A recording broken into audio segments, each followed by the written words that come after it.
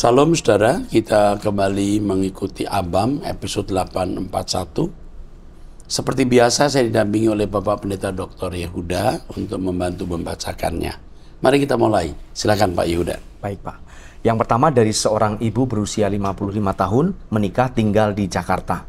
Shalom Pak Eras, saya memang bukan jemaat GSKI, namun saya sering mendengar khotbah Bapak dan banyak diberkati dengan ajaran Bapak untuk hidup kudus.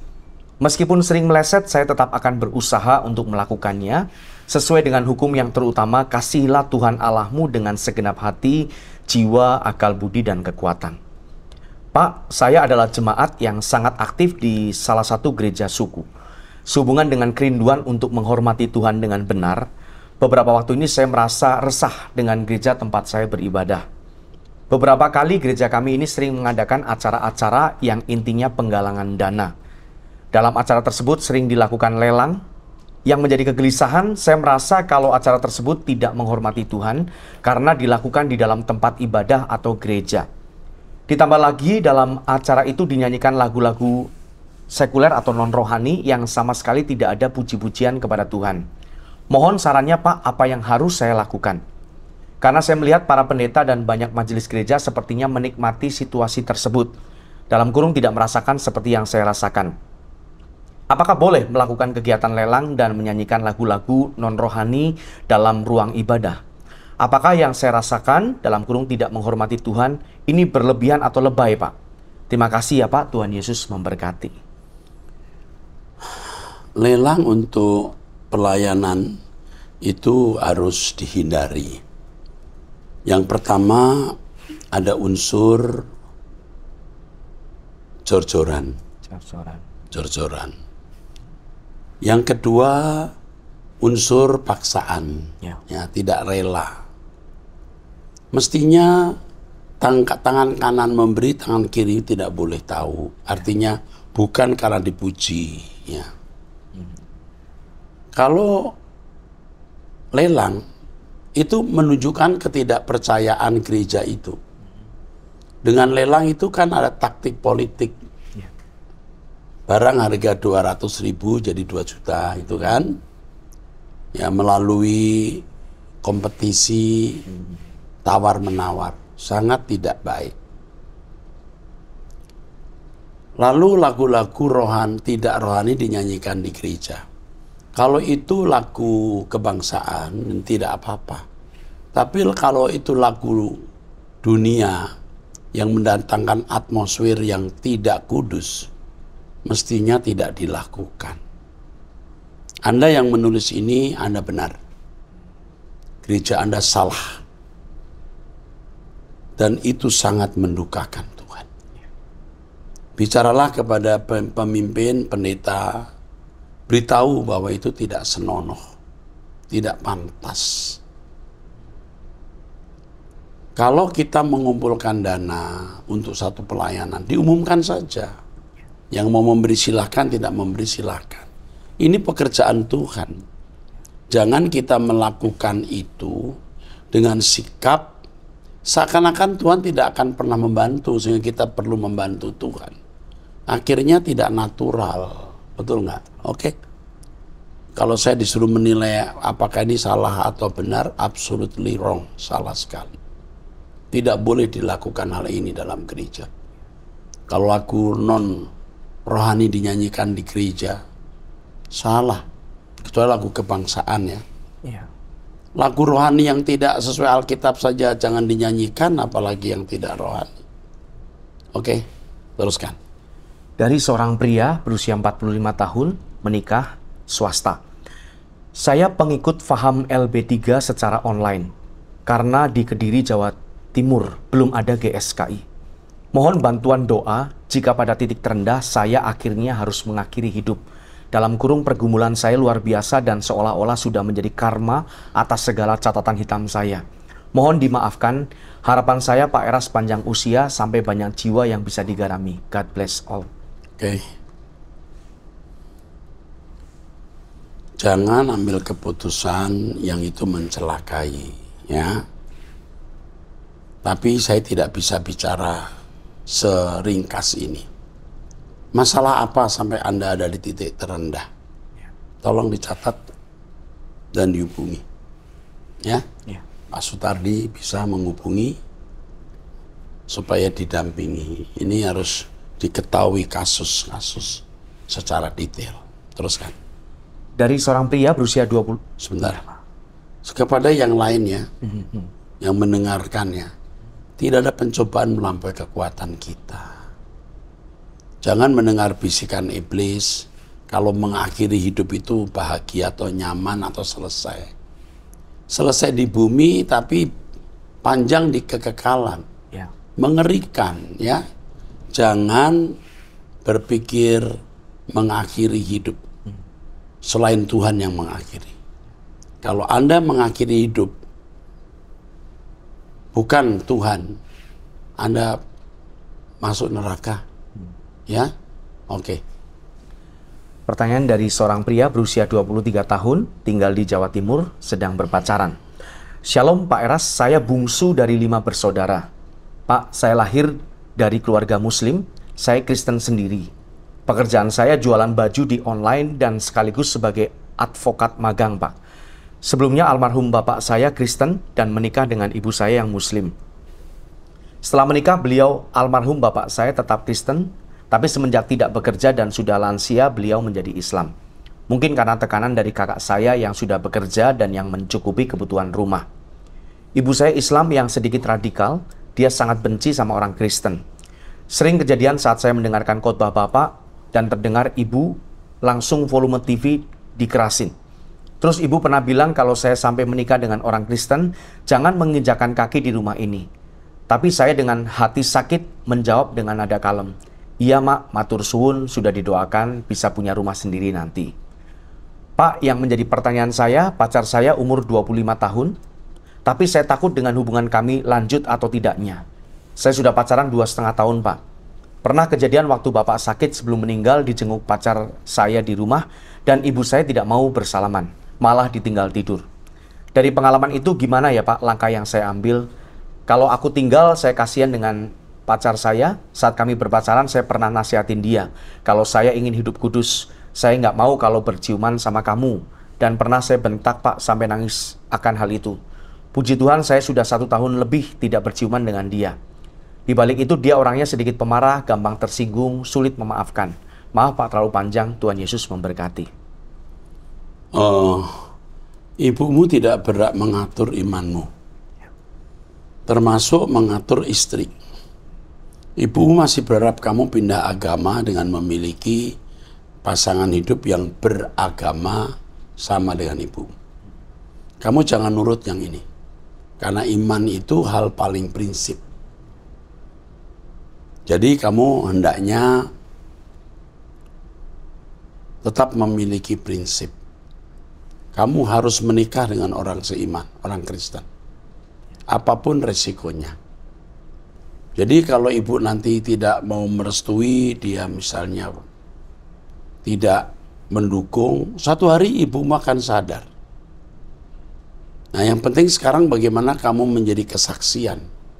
Bagaimana menjadi Kristen yang mulia, Kristen yang menjadi berkat bagi keluarga.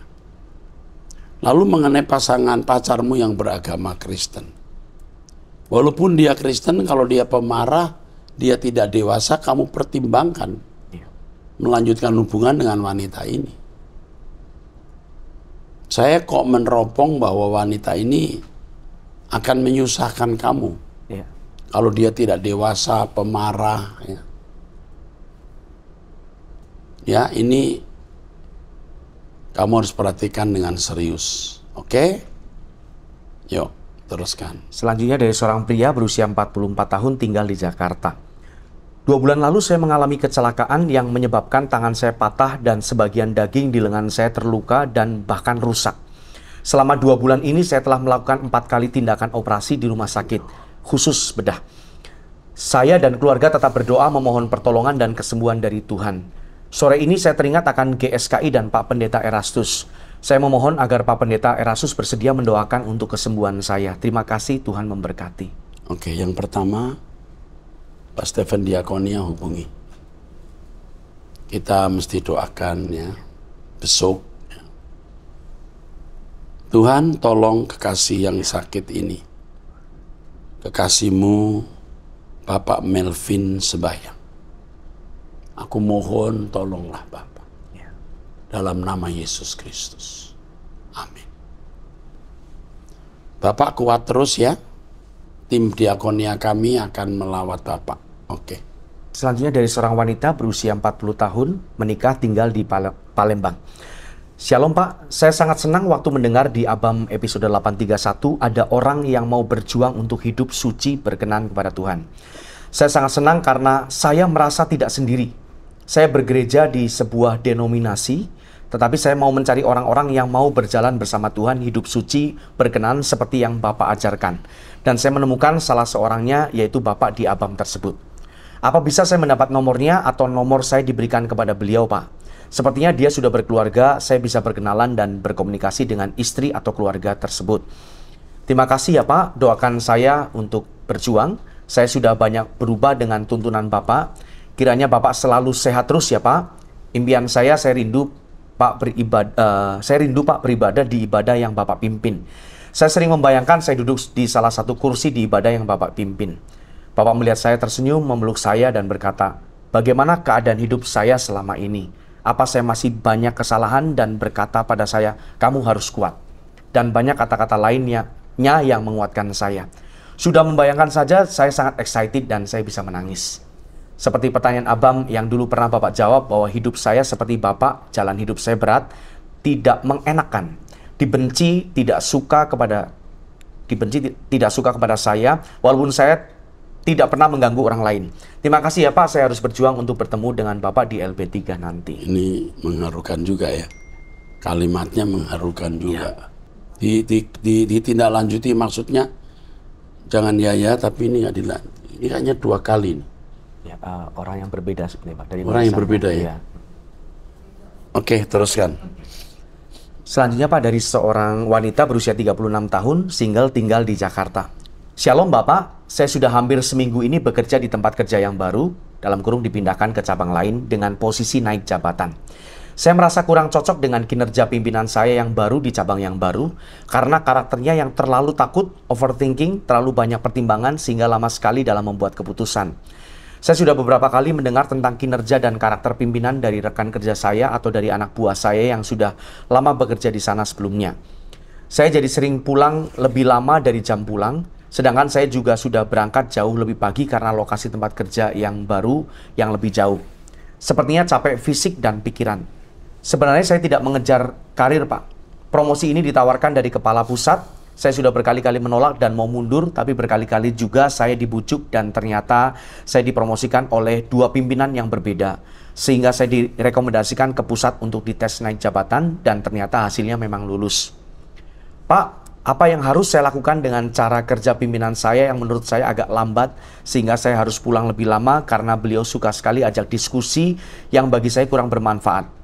Padahal saya bisa pakai waktu tersebut untuk selesaikan pekerjaan saya yang lain. Akhir-akhir ini saya jadi merasa hidup saya hanya habis di pekerjaan, sedangkan jujur saja saya masih sangat berharap untuk bisa bertemu seorang lelaki dan menikah. Apakah saya kurang mengucap syukur dengan keadaan saya, Pak? Apa yang harus saya lakukan dengan kondisi bekerja dengan pimpinan yang kurang tegas, panikan, dan kurang memperhatikan anak buahnya yang sudah lelah harus pulang larut terus? Mohon doanya untuk rinduan saya bisa menikah dengan lelaki yang tepat dan dunia kerja saya saat ini. Terima kasih Pak, Tuhan memberkati. Terima kasih. Ya. Satu hal yang kamu harus belajar itu hidup secara swing. Swing. Artinya kamu mengikuti irama yang ada di sekitarmu. Dan jangan kamu berpikir bahwa keadaan ini akan berlarut-larut, berlangsung, tiada henti. Coba, kamu kan baru pindah. Coba ikuti saja swingnya. Kamu swing aja, ikuti saja. Ya, dan sebenarnya hal yang paling membuat kamu nggak suka itu, kamu tidak punya waktu untuk memilih jodoh. Tetapi kamu akan dipertemukan jodoh dengan cara-cara ajaib. Jangan mendesain. Ikuti dulu irama dari pekerjaan yang baru ini. Ini kan baru. Jadi kamu ikuti dulu, jangan ambil keputusan apa-apa. Saya beritahu ya, tidak gampang mendapatkan pekerjaan, tidak mudah mendapatkan promosi jabatan. Ya, swing dulu, ikuti, kamu lihat bagaimana nanti endingnya.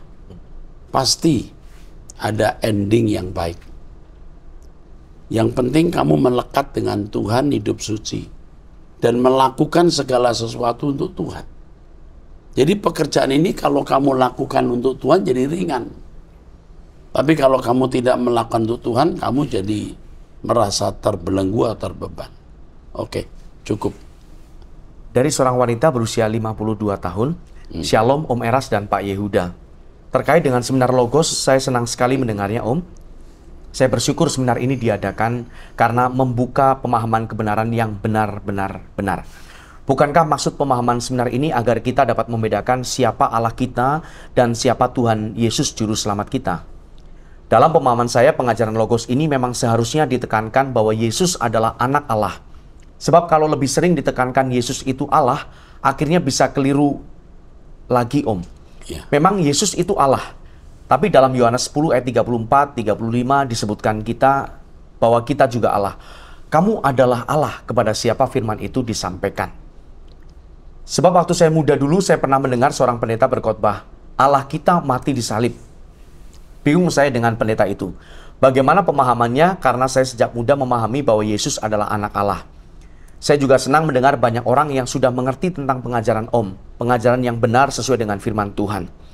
Dengan adanya seminar ini, biarlah kita lebih dapat membedakan siapa Allah Bapa kita dan siapa Tuhan Yesus Juru Selamat kita. 1 Yohanes 5 ayat 5, siapakah yang mengalahkan dunia selain daripada dia yang percaya bahwa Yesus adalah anak Allah? Dengan pemahaman Logos yang Om ajarkan, biarlah semakin banyak lagi orang yang dapat mengalahkan dunia dengan segala keinginannya. Sehingga kita dapat bersama-sama hidup kudus, tak bercacat celah, sempurna seperti Bapa, serupa dengan Yesus teladan kita. Sehingga kita dapat bersama-sama bersiap-siap pulang ke rumah Bapa di sorga. Semangat terus dengan seminarnya ya Om. Saya mengerti pengajaran Om yang ngejelimet itu karena banyak orang yang tidak mengerti hal yang begitu sederhana ini. Dalam kurung karena pemahaman mereka dengan doktrin yang mereka pegang sejak dulu. Terima kasih Om, sejak di radio dulu Om adalah Bapak rohani saya, dan sejak di YouTube Om adalah pengganti Papa saya. Waduh. Sehat terus Om, semangat kita semua bergemas-gemas pulang ke LB3. Berapa usianya? 52. Ini orangnya rendah hati. Iya. Orangnya rendah hati. Terima kasih untuk apa yang sudah ditulis, memberikan kami kekuatan. Ya. Saya mendapatkan support lewat ini. Sementara orang membuli, Anda merasa diberkati. Kita menjadi keluarga besar bersama. Suatu hari kita bisa ketemu, baik di bumi ini maupun yang pasti di LB3. Tuhan memberkati. Selanjutnya dari seorang wanita berusia 30 tahun, single. Shalom Pastor Erastus, saya mau tanya, firman Tuhan, serahkanlah pembalasan ke dalam tangan Tuhan. Apakah setelah mengampuni musuh, tapi dia terus jahat? Lalu kita berdoa, Tuhan aku serahkan perbuatan orang jahat itu ke dalam tangan Tuhan. Apakah demikian? Apakah itu yang dimaksud serahkanlah pembalasan ke dalam tangan Tuhan? Apakah berdoa seperti itu kita berdosa? Jadi menyerahkan pembalasan kepada Tuhan artinya kita tidak berusaha untuk merespon negatif. Ya. Apakah dalam bentuk kata-kata atau perbuatan? Jangan. Kita diam. Itu menyerahkan pembalasan dalam tangan Tuhan. Tetapi jangan ada niat dalam hati mengharapkan dia celaka. Itu yang tidak boleh. Mengampuni itu tidak memiliki keinginan agar dia celaka, tapi agar dia sadar dan bertobat. Oke? Jelas. Terus. Saya bertobat di umur 18 tahun, terus awal saya masuk gereja karismatik. Ada teman rohani, dia bilang sama saya, katanya dunia sudah mau kiamat, jadi tidak usah berdoa minta apa-apa dari Tuhan. Pekerjaan, pasangan hidup, ekonomi, dan lain-lain. Dia juga bilang tanda-tanda Tuhan Yesus sudah mau datang banyak. Tanda-tanda dia cerita bilang hujan katak lah, fenomena-fenomena aneh-aneh. Terus saya percaya cerita dia, akhirnya saya memutuskan mengasihi Tuhan saja, nggak usah berdoa minta apa-apa, karena katanya dunia sudah mau kiamat, dan pada waktu itu buat saya Yesus segala-galanya. Setelah beberapa tahun ini saya menyesal. Andaikan dulu saya tidak mengikuti nasihatnya, mungkin semua pergumulan saya sudah dijawab Tuhan. Orang ini juga nasihat begitu, tapi dia di belakang malah berdoa minta jadi pengacara. Begitu jadi pengacara, dia sombongkan dirinya, membanding-bandingkan dirinya dengan saya. Yang saya mau tanya, apakah nasihat orang ini termasuk penyesatan, Pak? Jadi apapun nasihatnya yang membuat orang tidak tambah hidup dalam persekutuan dengan Tuhan, pasti penyesatan.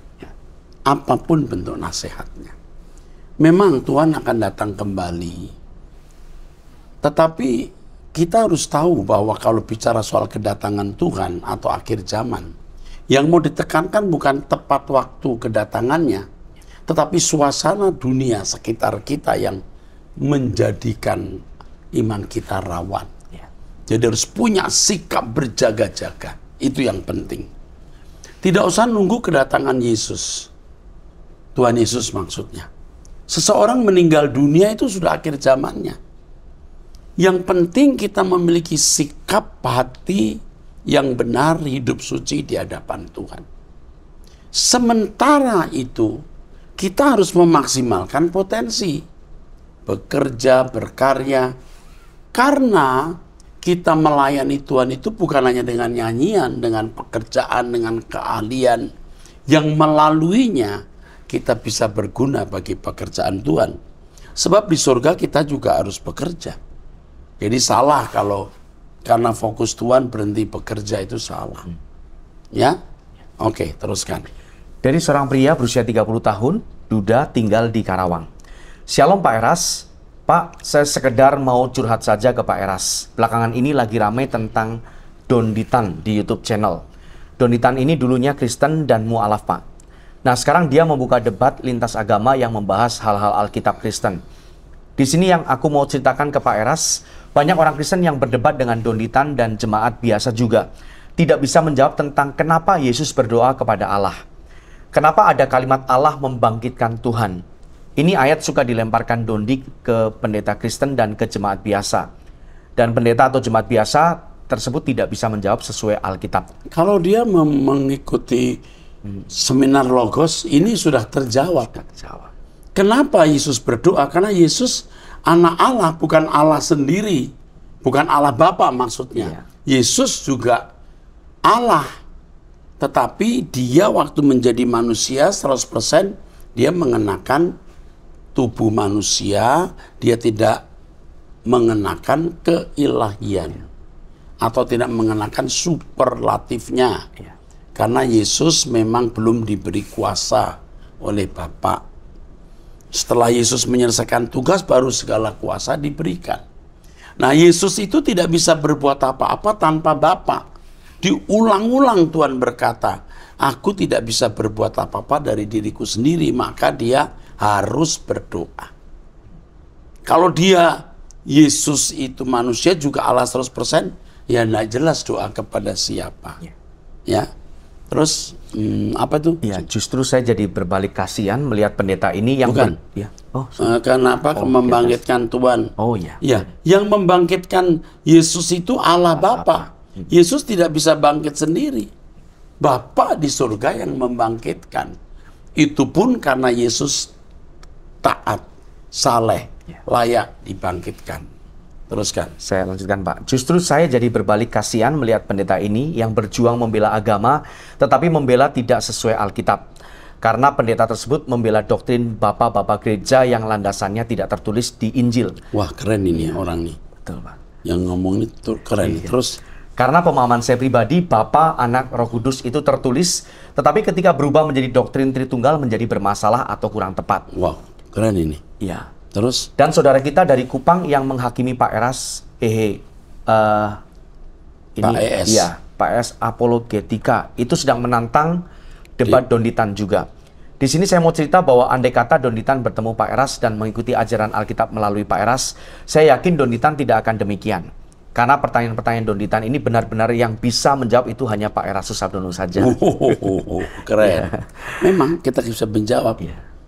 Oke, terus. Saya pikir Donditan ini mempelajari Alkitab karena dia kritis. Kesimpulan saya, Donditan ini tidak puas dengan doktrin Tritunggal saat ini yang tidak sesuai Injil. Makanya dia menjadi begitu. Pesan aku ke Pak Eras, andai kata ya Pak, pendeta Kupang ES Apologetika, andai kata kalah debat, tidak bisa menjawab sesuai Injil.